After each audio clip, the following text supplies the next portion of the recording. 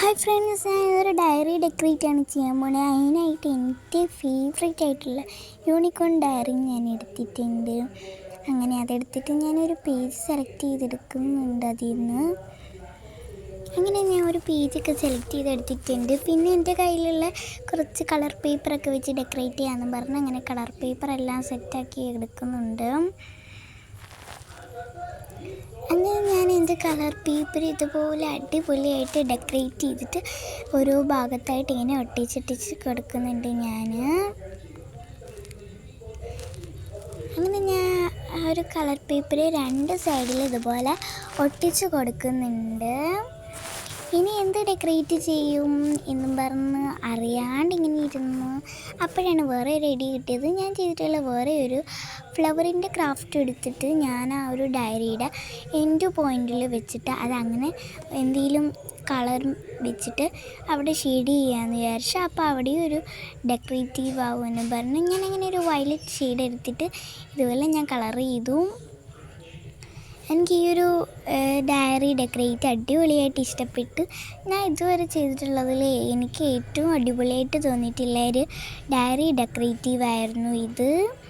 അങ്ങനെ ഞാൻ എല്ലാം ഒരു കണക്കിന് എല്ലാം സെറ്റാക്കി എടുക്കുന്നുണ്ട്. ഇങ്ങനെ വെച്ച് കളറടിക്കാൻ ഭയങ്കര പാടായിരുന്നു. പിന്നെ എങ്ങനെയൊക്കെ ഞാൻ കളറടിച്ച് ശരിയാക്കി എടുത്തു. അങ്ങനെ അത് മാറ്റിയപ്പം ഒരുമാതിരി എങ്ങനെയൊക്കെ ഇരുന്നത്. പിന്നെ അതെല്ലാം ശരിയാക്കിയിട്ട് അപ്പുറത്തും ഇപ്പുറത്തും കുറച്ച് കുത്തൊക്കെ ഇട്ട് നടുക്കലത്തെ ഒരു കുത്ത് ഞാൻ ഇടാൻ മറന്നു വരുന്നു. അതുകൂടി ഇട്ട് സെറ്റാക്കിയിട്ടുണ്ട്.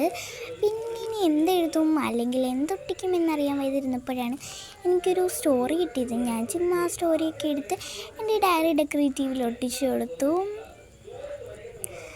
അങ്ങനെ പിന്നെ ഞാൻ വേറൊരു പേപ്പറിനകത്ത് എൻ്റെ മൈ സിമ്പിൾ ആർട്ട് വർക്ക് എന്ന് പറഞ്ഞ് എഴുതിയിട്ട് അതും ഞാൻ ഒരിടത്ത് ഇങ്ങനെ ഒട്ടിച്ച് വെക്കാൻ തീരുമാനിച്ചു.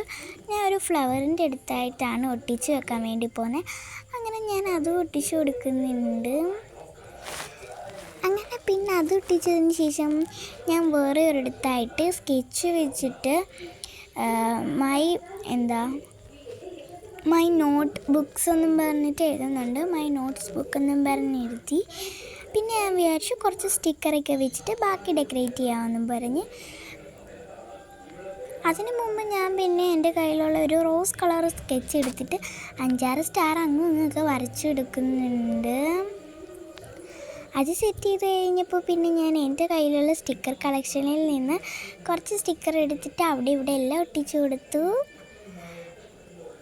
ഞാൻ അങ്ങനെ സ്റ്റിക്കർ ഒട്ടിക്കാൻ വേണ്ടിയിട്ട് പ്രത്യേകിച്ച് സ്ഥലമൊന്നും കണ്ടുപിടിച്ചില്ല. കണ്ട സ്ഥലത്തെല്ലാം സ്റ്റിക്കർ കളക്ഷൻ ഒട്ടിച്ചു വെച്ചു.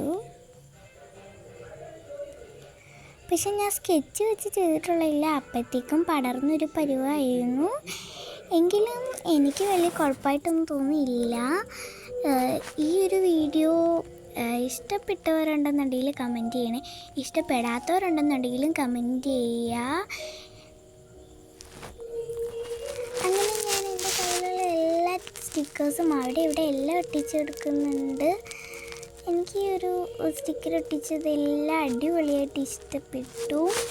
ഇതിൻ്റെ ഫൈനലിലൊക്കെ എനിക്ക് തന്നെ അടിപൊളിയായിട്ട് തോന്നി. പക്ഷേ ആ സ്കെച്ചൂടെ പടർന്നില്ലായിരുന്നെങ്കിൽ ഇത് കുറച്ചുകൂടെ പൊളിച്ചേനെ എന്ന് ഞാൻ വിചാരിച്ചു.